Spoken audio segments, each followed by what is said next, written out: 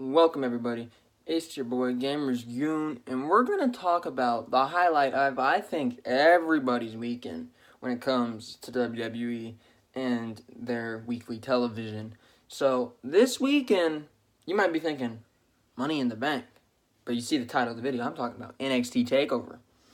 Takeover Chicago is going to be the best show of the weekend. It's going to be better than Money in the Bank. It's going to be better than Raw last week and SmackDown last week. And it's going to be better than Raw and SmackDown this upcoming week. It's going to be the best show of the past 7 days. Guaranteed. Guarantee it. And you might be like, wait a minute. Their developmental league is putting on a better show than the main roster. Yes. There's some great talent, and I'm going to mention something later on in the episode, which I find very intriguing. But what I do want to talk about first is Ricochet versus Velveteen Dream.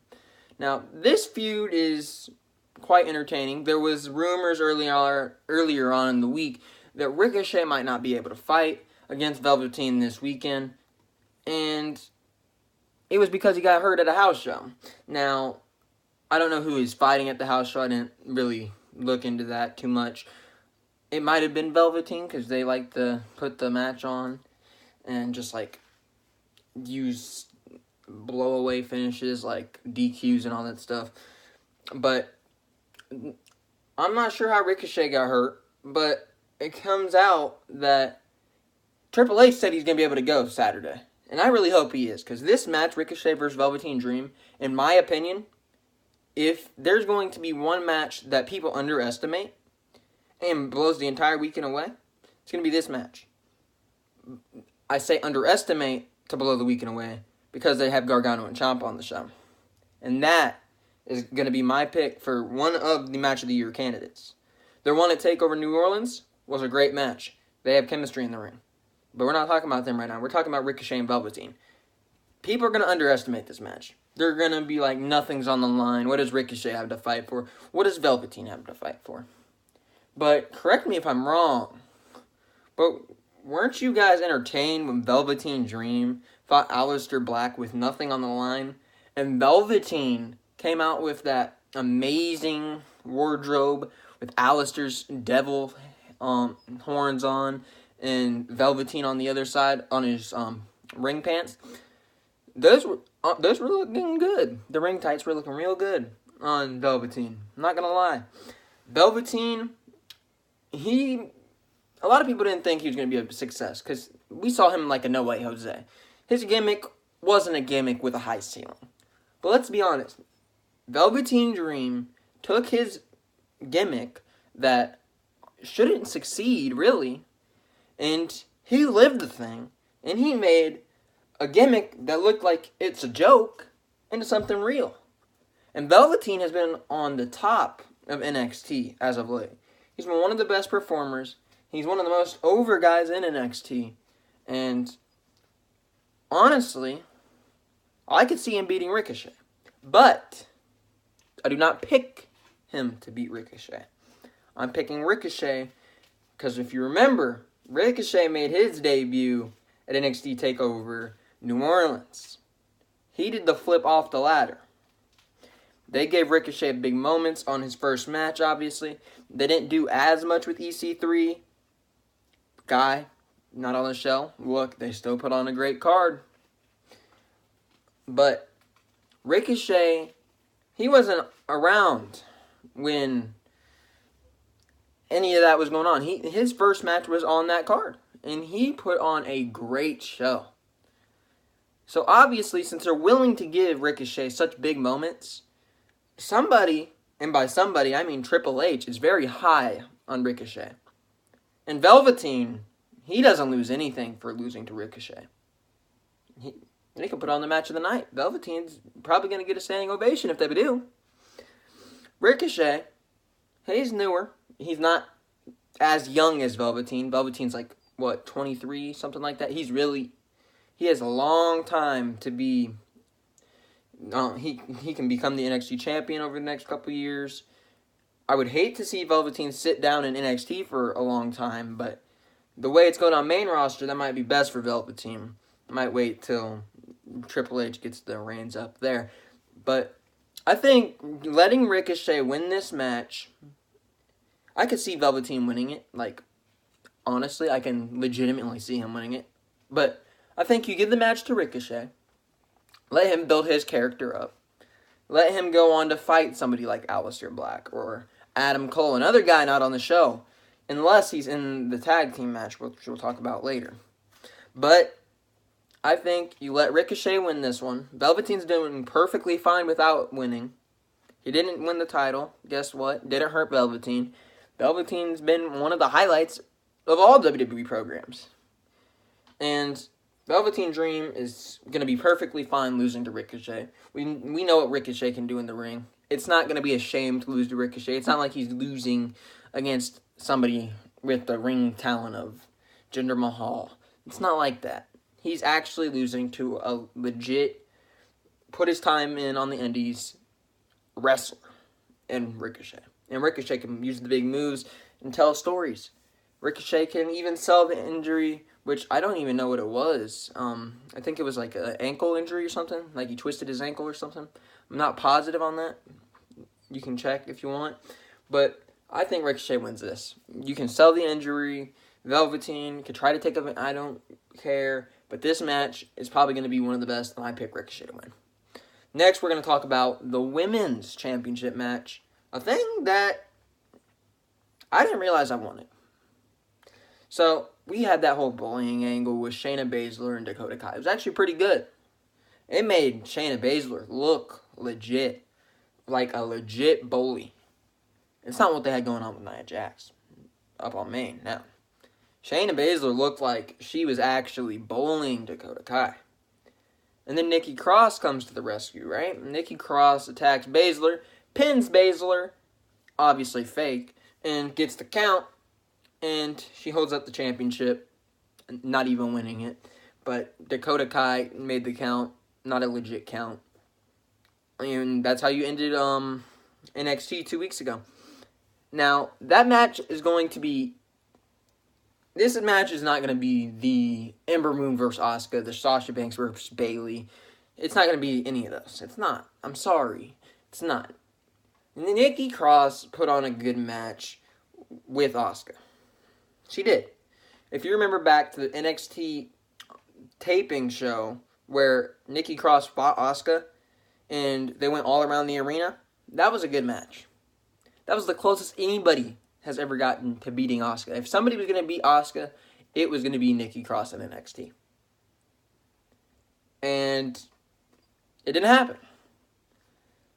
Now they have Shayna Baszler. Nikki Cross, obviously, can do it. Nikki Cross is legit now. She made herself a star against Asuka. Shayna Baszler made herself a star against Dakota Kai. And now you mash them together. I don't think this match is going to steal anything away. I'm sorry. It very well could. They have the talent to do it. But Nikki Cross doesn't strike me as the kind of person to be bullied. You feel me? She kind of strikes me as the person to like intimidate somebody. Kind of like what a bully would do. She fights for herself. She does what she wants to do. She's crazy. Shayna Baszler's also turning down that side of bully. So you don't have the babyface heel dynamic, which you don't need. But I think this match is really intriguing based on what Nikki Cross and Baszler can do. Nikki Cross can do a lot of the stuff she did with Asuka and make it look legit on Baszler. But Baszler, on the other hand, can obviously, since she has MMA background, can basically half or no sell half the stuff Nikki Cross does and get in the MMA strikes that Baszler does. And obviously, I do not pick Nikki Cross to win this. I would like to see it. It's not going to happen. Shayna Baszler is going to win this match, and Shayna Baszler is going to walk out of Chicago with one more thing than she came out. A victory over Nikki Cross, and all of Chicago one of the toughest crowds in the world, well, see Shayna Baszler is what she is. Dominant. Something they can't do on main roster. Next, we're going to talk about the tag team match, because I'm going to save Aleister Black and Lars Sullivan for a little bit later. By a little bit, I mean next segment. But anyways, we have the Undisputed Era. Obviously, Adam Cole's not booked for the show. I don't know how long Kyle O'Reilly is out. I'm not sure if anybody knows. Bobby Fish. Or my bad, Bobby Fish is the one out, right? Bobby Fish, I'm not sure when he's coming back. Kyle O'Reilly and Roderick Strong are going to be fighting Oney Larkin and Danny Burch. So, how am I going to put this? I'm not sure if Adam Cole's going to be at the show. If he is, great. But it doesn't change my prediction whatsoever. Let's be honest. I've watched Danny Burch for a while now. I've watched Oney Larkin for a little bit now. I've only seen Oney Larkin on NXT television, but I've seen Danny Burch in some indies. Let's be honest. Are they built up enough for the Undisputed Era? The Undisputed Era is the faction that NXT is basically saying, we're giving you guys all the gold. You guys and your faction runs NXT. So, Oney Larkin and Danny Burch, however good they are, and they're pretty good, they're legit competitors. They are not on the level of popularity or, honestly, the level of most logical. The Undisputed Era is not going to lose this. They're not. If the Undisputed Era loses this, it's a shame. I can't see them letting Oney Larkin and Danny Burch win. They haven't been built up enough to beat Undisputed Era. And in order to beat Undisputed Era, you need something like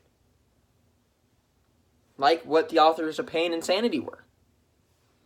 You need something fresh, you need something new, and you need a faction to take them down. That's the only way I could see them legit losing the titles, because they've been at the top of their game. They have not missed a point. Everything they've done has been perfect. The Undisputed Era, obviously, is going to be my pick to win this match. This match, I could see it being pretty good. Roderick Strong, really good in the ring. I'd put Roderick Strong along with guys like AJ Styles. Obviously, he's on the main roster, but he has some good ring talent. I like him. And even Kyle O'Reilly, not that bad himself. Really legit. You know what would be cool? Undisputed Era versus the Bullet Club. They won't do that. They won't. Guarantee you they won't bring Kenny Omega or the Young Bucks. Come on. Too sweet me. Anyways, that'd be kind of cool to see that in Chicago, right? It won't happen. Next, we're going to talk about Aleister Black and Lars Sullivan. This is a match that I didn't really get at first. I'm a fan of Lars Sullivan, but I didn't see how Lars Sullivan deserved it. But Lars Sullivan, in this segment with Aleister Black already, he's looking real good. Lars Sullivan's coming out, and he's being intense with his promos. Lars Sullivan's actually making me believe in what he can do against Aleister Black. Now, I'm not saying that Aleister Black would ever just completely destroy Lars Sullivan. It's going to be a hard-fought match. But I didn't think I didn't think it made much sense at the time. I thought maybe Aleister Black should go against an EC3. Or whoever. Velveteen. You didn't have to do the Ricochet Velveteen match. You could have done something else. But Lars Sullivan's been looking great. The way he's looked in this feud with Aleister, I can't fault him. Lars Sullivan is looking really good. But I'm sorry. I really am. Aleister Black, I was there when he won. He's only had it for 1 month. Or 2 months now. First defense on a pay-per-view. He ain't losing that belt. He probably won't lose it at Brooklyn. He probably will not lose it on Rumble or Survivor Series weekend. I can hold it until next year's WrestleMania. What I have a question about is what the NXT is going. Is it going to be Brooklyn 5 or what's it going to be for NXT Takeover Mania weekend? Because it's in New Jersey, New York again. Gonna put it back in Brooklyn? That'd be cool. That would be cool. But obviously, Chicago last year gave you a phenomenal match. They gave you the United Kingdom match with Tyler Bate and Pete Dunne. They tore the roof off the stadium. I was there live. We were chanting UK for hours, basically. It felt like hours. It was probably like 15 minutes, but that place was insane for those two men doing what they did. Lars Sullivan and Aleister Black, although they aren't, well, Aleister is. Although Lars Sullivan isn't capable of doing or gaining that much reaction from the crowd by putting on a good technical wrestling match, this match could be pretty good at the end of the night. Aleister Black obviously coming in with his striking. You know he's going to have his kicks. You know he's going to have his strikes. You know he's going to have Black Mass to beat Lars Sullivan. I'm picking Aleister Black. But Lars Sullivan at the end of the night, he can do a lot of things. He could easily get a couple nice moves onto Aleister. He could do the freak, I forget what it is, the freak show, his finisher, obviously. And he could get a couple close counts on Aleister. That's going to make the crowd gasp a little bit. Because, obviously, I've been in NXT with when Lars Sullivan's been in a match. People don't like Lars Sullivan. I like him. He's been great. But every time Lars Sullivan got close to that championship at Takeover New Orleans, people were like, no, dang it, Lars, get off there, Lars. Yo, people don't like Lars Sullivan. People are going to react to Lars Sullivan, and people are going to like it when Aleister Black wins. This match has the ability to take Chicago. It's not going to be the match of the night. It's not. They don't have enough technical skill in the match to make it the match of the night. But this match could very well be a highlight of the night. It's not going to be the best match of the night. It's not going to be the second best match of the night. It might be third. Chances are it's probably going to be fourth.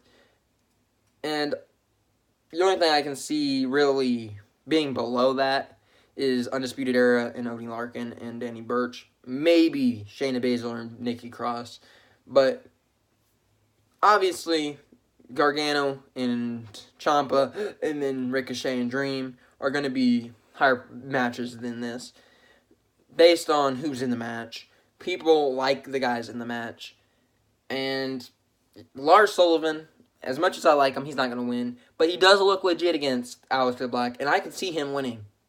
He's not going to win, but if he did win, I could actually logically see it. It's not like putting Jinder Mahal against John Cena.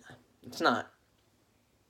This match is kind of like what Andrade Cien almost did.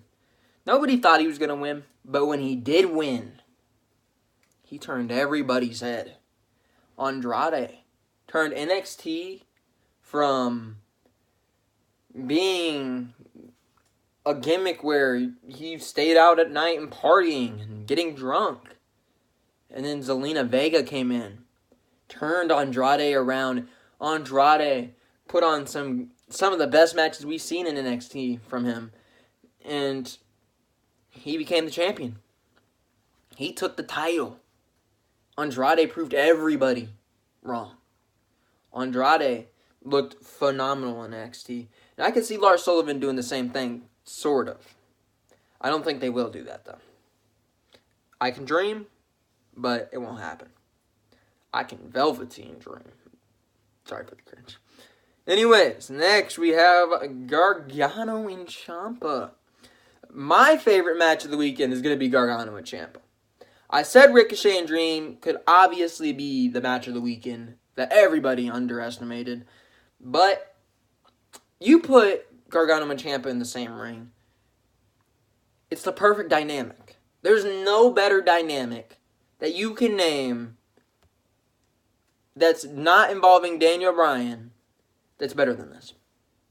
You can't. I'm sorry. You really can't. What they did at NXT Takeover New Orleans was brilliant. They had the crowd in the palm of their hand. Ciampa, he had everybody booing him. Everybody cursing him. Everybody was mad at Ciampa for what he did at TakeOver Chicago just a year from this upcoming weekend. It will be a year. And on that year anniversary, the match is happening. Everybody was mad at Ciampa. And everybody, at the end of the night, when Johnny Gargano won, including me, were holding our signs. And everybody was chanting Johnny Wrestling. Everybody in that stadium just witnessed greatness in the ring. That's how a wrestling match should look. You have the heel and you have the face. You have something that works. You have great reactions from the crowd. The crowd is into it. And you tear the roof down. And that's exactly what they did. And they're going to do it in Chicago. Chicago is one of the smartest, if not the smartest crowd, not named Brooklyn, there is. And you can't do anything against it. You saw how Chicago reacted to the UK Championship last year. You saw it. We all witnessed it. Everybody loved that match. And Gargano and Ciampa, you put them in New Orleans, and it got a huge reaction. WrestleMania weekend, some of the smartest fans, but you go to Chicago. They're one of the big markets for WWE. They're smart fans too. They're not paying $1,000 just for bad seats at a takeover. These guys in Chicago, they're paying $50 to come out there and voice their opinion.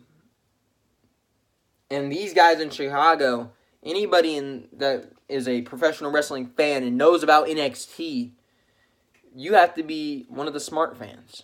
You have to be somebody that knows what's going on. Because a lot of casuals don't watch NXT. They don't know what's going on with NXT.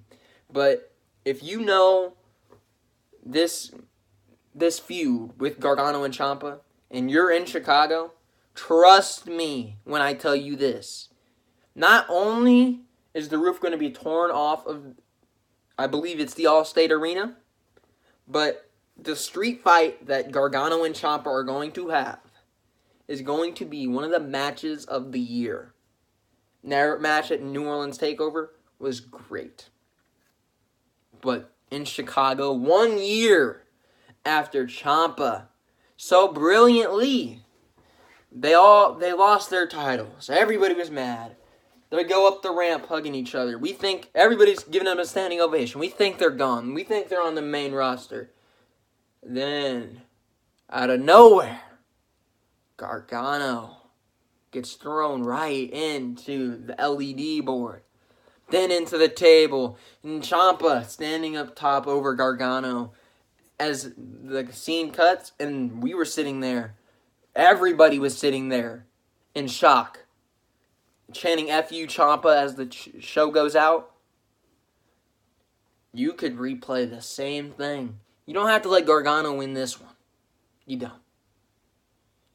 Gargano, he won his match at TakeOver. But now that it's in Chicago, where Ciampa got the greatest reaction of his entire career, where everybody was very angry at Ciampa, he does it again. He does the same thing. Street fight. He can use the LED board. He throws Gargano into the LED board. And then he goes and stands on the announcer table, striking the same pose. People will be mad. Gargano obviously comes back, tries to attack Ciampa. And Ciampa just brutally takes him throughout the entire arena, beating and battering Gargano. And then he brings him back in the ring. He goes and he tries to pin Gargano. Kick out. The crowd goes insane for Johnny Gargano. And then Ciampa, frustrated, asks the ref. He turns around. Gargano escape. The submission move of Johnny Gargano. Ciampa, he's in it for a while. People are chanting tap. And then out of nowhere, he somehow, some way, whether it be something illegal, he somehow finds something and hits Gargano with it. He pulls something out of his trunks and rakes the eyes, or spits in his eyes, or claws the eyes, or whatever you want. And then you have him roll up pin. You don't have him beat Gargano with a normal pin. You have him roll him up. Hold the tights. It's a street fight. It's not illegal. But then that leaves a door open for the next match. The match that everybody knows will take away the entire year. You put them in Brooklyn. SummerSlam weekend, there's nothing that can't go wrong. This match, it would be nice to have a conclusion at TakeOver Chicago, but I just proposed to you would also be brilliant. Because not only do you get the great match at New Orleans, not only do you get a great match this weekend in Chicago, but you get another great match, which is bound to be great based on the show it's on, in Brooklyn. There's nothing else you can do. There's nothing else you could say. NXT Takeover is honestly going to take over the entire weekend. It always does. I don't have any doubts about this card. This card is obviously going to make a show like Money in the Bank, one of the big five now, look basically like a Monday Night Raw. It's going to do it. This show is going to show you what a pay-per-view should look like. And this show is obviously going to be one of the highlights, if not the biggest highlight of the month. There's nothing you can say or do to change my mind. A lot of people are probably thinking the same thing. This card's looking great. Anyways, I'm going to let you guys go for today. It's going to be uploaded on Friday. Money in the Bank predictions are going to be uploaded on Saturday morning. And then I'm going to review this amazing card Sunday morning. And then the Money in the Bank review is going to be on Monday. I'm not sure what to say about Money in the Bank. There's going to be a video up. I have my picks made. Show could be good. Could be bad. I don't know what to say. After talking about this card, I kind of don't want to talk about Money in the Bank, but I have to. It's predictions. Anyways, thank you guys for watching. Been your boy Gamers Goon. I'm out for now. See you guys in the next video, which will be my Money in the Bank predictions. See y'all.